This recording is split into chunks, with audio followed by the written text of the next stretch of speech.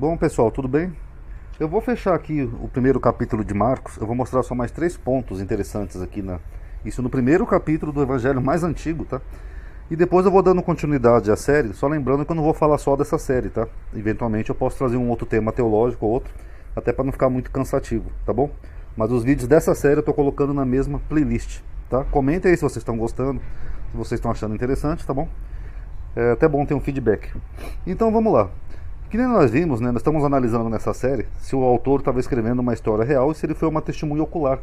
Será que o autor estava lá pessoalmente vendo todos esses fatos e registrou para gerações futuras? Ou será que não é bem uma história real, é uma história construída? Vamos começar aqui com a tentação de Jesus, né? Segundo Marcos, capítulo 1, versículo 12 e 13, diz assim, ó. E logo o Espírito o impeliu para o deserto, né, Jesus. E ali esteve no deserto 40 dias. Então Jesus ficou lá 40 dias no deserto, sendo tentado por Satanás. E vivia entre as feras. Ele não explica aqui quais feras é essa, mas podem ser animais selvagens. E os anjos o serviam. Beleza, é isso que diz Marcos. Já segundo Mateus, ele diz assim, ó. Então foi conduzido Jesus pelo Espírito ao deserto, para ser tentado pelo diabo.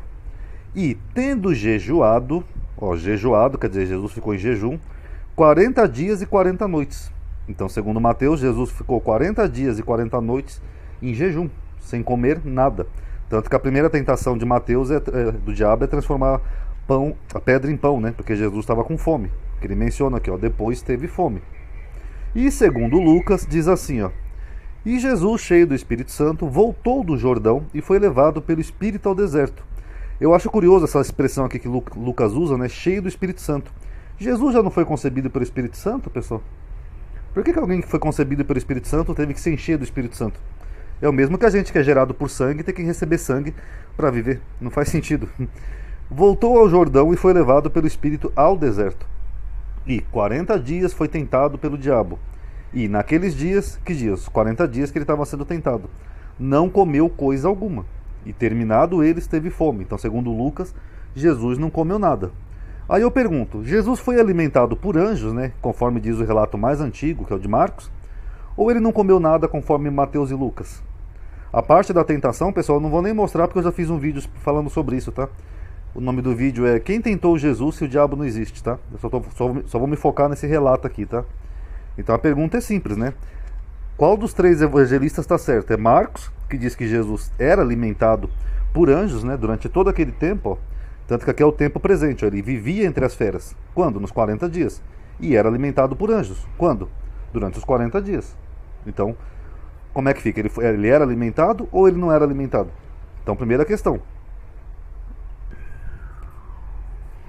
Segunda questão. Aonde que estão as feras em Mateus e Lucas? Porque Marcos, que seria o relato mais antigo, ele mostra que Jesus vivia entre as feras. Só que Mateus e Lucas não diz nada disso. Então fica uma questão interessante aí para se analisar. E quem testemunhou essa tentação? Foi algum dos 3? Foi Marcos que viu lá a tentação e viu Jesus sendo tentado pelo diabo? Foi Mateus? Foi Lucas? Quem que foi? Porque Lucas diz que reuniu fatos e Mateus provavelmente estava usando Marcos como base. Agora, será que o próprio Marcos foi testemunho ocular disso? Fica meio confuso. Agora vamos admitir a hipótese que sim, ó. Se Marcos foi uma testemunha ocular, ou ouviu de Pedro, né, porque segundo Pápias, um dos pais da igreja, Marcos ele apenas transcreveu, né, os ditos de Pedro, né, ele traduziu, né, os ditos do apóstolo Pedro. Então nem Marcos teria sido uma testemunha ocular. Mas se Marcos foi uma testemunha ocular, ou ele ouviu de uma testemunha ocular, supostamente Pedro, por que Mateus e Lucas discordam dele? Eles não teriam que confiar que Mateus era uma testemunha confiável, que estava presente, ou que ouviu de alguém que estava presente? Então fica aí para analisar a questão. Segundo ponto aqui do primeiro capítulo de Marcos, uma missão secreta. Quando Jesus cura aqui uma pessoa, ó, como aqui em Marcos 1:34, diz assim, ó, e curou muitos que se achavam enfermos, de diversas enfermidades, e expulsou muitos demônios. Porém, não deixava falar os demônios, porque o conheciam. Então os demônios sabiam que ele era o Cristo, o Filho de Deus, o Filho de Deus vivo, ele não deixava eles falar, senão eles iam falar isso dele. Em Marcos 1:44, a mesma coisa. Ele cura uma pessoa e diz, olha, não diga nada para ninguém, tá? Fica de boca fechada. Porém vai, mostra-te ao sacerdote e oferece pela tua purificação o que Moisés determinou, para lhe servir de testemunho. Então ele não deixava que as pessoas soubessem. Agora fica uma coisa meio confusa, né? Porque quando Jesus exorta para as pessoas pregarem o evangelho, ele fala que não se acende uma lamparina e se coloca debaixo da cama, mas no alto, onde todos veem. Ele falou, ninguém acende uma lâmpada e coloca embaixo da cama, mas no teto, para todo mundo ver. Então, porque ele, que seria supostamente a luz do mundo, ele se escondia e não deixava as pessoas falarem. A missão dele era secreta, ele não tinha o objetivo de que as pessoas vissem, através dos seus sinais e curas, que ele era o Messias. Então, porque quando ele curava alguém ou expulsava um demônio, ele não deixava as pessoas falarem? Segundo, por que Jesus acusava os fariseus de não aceitarem ele, principalmente no Evangelho de João, né, que ele fala, se vocês fossem de Abraão, aceitariam o que eu falo, não sei o que, se crescem em Moisés, creriam em mim, não sei o que. Por que ele faz essas acusações aos fariseus, se ele mesmo dizia para ninguém contar quem ele era? O objetivo dele fazer esses sinais e maravilhas não era justamente para as pessoas crerem nele? Mas então por que ele mantém em segredo? Não deixa ninguém falar. Meio estranho isso daí. E por fim, um famoso desconhecido, né? Que Marcos diz assim, ó, no capítulo 1, versículo 28. E logo correu a sua fama por toda a província da Galileia. Então quer dizer que Jesus era famoso.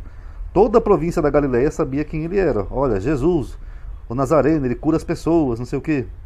Já no versículo 45, Marcos vai mais além. Ele diz assim, ó.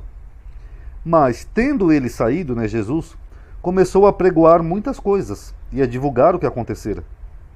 De sorte que Jesus já não podia entrar publicamente na cidade, mas conservava-se fora, em lugares desertos. E de todas as partes, ou seja, de todos os lugares, iam ter com ele. O que o autor está dizendo aqui? Que Jesus era tão famoso que ele tinha que se isolar em desertos, porque era muita gente que queria falar com ele. Então ele não podia nem entrar publicamente na cidade, que as pessoas já reconheciam ele logo de cara. Olha, é Jesus, pessoal. Vamos lá pedir um milagre, uma cura, alguma coisa. De tão famoso que Jesus era. Só que se Jesus era tão famoso assim, por que nenhum historiador viu ele? Antes de alguém disser que viu, eu tenho já uma playlist aqui no canal chamada Historiadores Falaram de Jesus, tá? Onde eu analisei todos os historiadores contemporâneos a Jesus. Joséfo, Tácito, Plínio, Filo, Plínio Jovem, Plínio Velho, todos eles, tá? E nenhum historiador viu ele. Então, se ele não podia nem sequer entrar numa cidade de tão conhecido que ele era, é bem estranho, né? Que, por exemplo, um Filo de Alexandria, que é contemporâneo a Jesus, não tenha visto Jesus. Muito estranho. Ele podia ter encontrado com Jesus numa esquina de Jerusalém. E outra pergunta, se Jesus era tão famoso assim, por que os fariseus pagaram 30 moedas de prata para Judas identificar quem era Jesus com um beijo? Olha, eu vou fazer um sinal para vocês, aquele que eu beijar é o Jesus. Aí vocês vão lá e prendam ele. Ué, vocês acham que os fariseus, sendo avarentos, como o próprio Jesus diz, eles iam gastar 30 moedas de prata, que na época valia muito, né? Era uma coisa de rico, não era coisa de pobre. Você acha que eles iam pagar um valor tão alto para Judas identificar uma pessoa que não podia nem sequer entrar na cidade, de tão conhecido que era? Aí a gente começa a se questionar, será que é uma história real, pessoal? Porque o autor de Marcos, ele dá a entender as duas coisas. Ele dá a entender que Jesus era extremamente popular, que não podia nem sequer entrar numa simples cidade, mas ao mesmo tempo tinha que ser identificado, porque não sabiam qual daqueles era Jesus. E aí, como é que fica? Então analisem aí, tirem suas conclusões, tá bom? Espero que tenham gostado. Quem puder dar um like no vídeo, eu sei que é chato ter que estar pedindo, mas o YouTube tem essa frescura agora. Paz a todos.